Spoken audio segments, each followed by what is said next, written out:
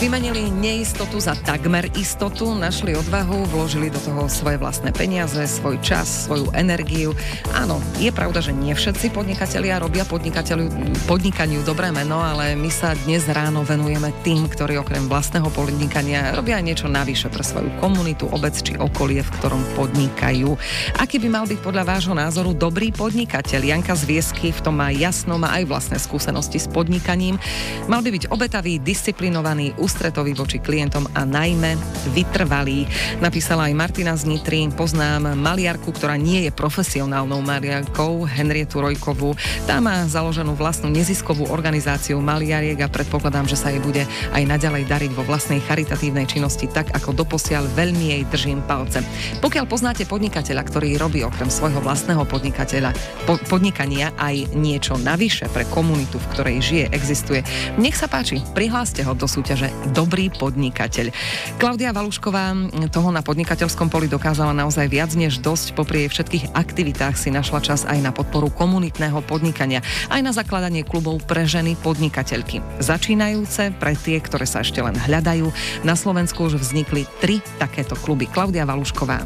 V Žiari nad Hronom, tam je Babinec klub, Voka, Banská Bystrica, tam je Centrum vzdelávania a potom je to Zelená ženám, Bratislava, sú kluby, kde sa stretávajú ženy, vlastne kde sa snažia vstúpať po tom rebríčku podnikania a kde sa snažia sa vzájomne prepájať, vzdelávať a uplatňovať svoje služby a výrobky v danom regióne. To znamená, kde bývaš, kde pracuješ, snaž sa uplatniť čo najlepšie, aby si vlastne mohol obsiahnuť svojimi službami ten región a tým vlastne tá kvalita tých služieb sa musí držať na istej úrovni, to logické. Sú ženy ctižiadostivé a účenlivé?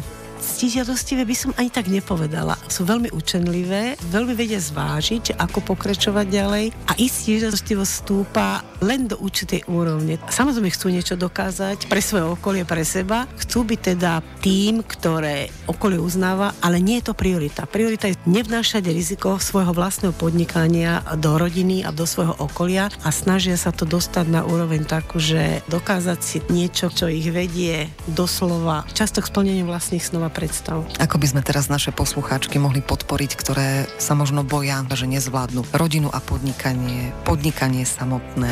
V prvom rade si myslím, že každý región je výrazný určitými možnosťami a určitými schopnosťami. Sú určite šikovné baby, ktoré sa radi stretnú, nech napíšu alebo nech prídu k nám. Skúste sa zapojiť, veď ešte nemusíte byť podnikateľky. Možno jedného dňa budete, možno jedného dňa si poviete, nepáči sa to, možno ešte som nedorastla, alebo už som tu dávno mala byť. To znamená, príďte, uvidíte a možno založte si sami. A ak nedokážete, zavolajte mi, prídem vám pomôcť. Prečo nie? Dnes ráno som sa pýtala vás, našich poslucháčov, aký by mal byť dobrý podnikateľ. Opýtala som sa aj Klaudie Valuškovej.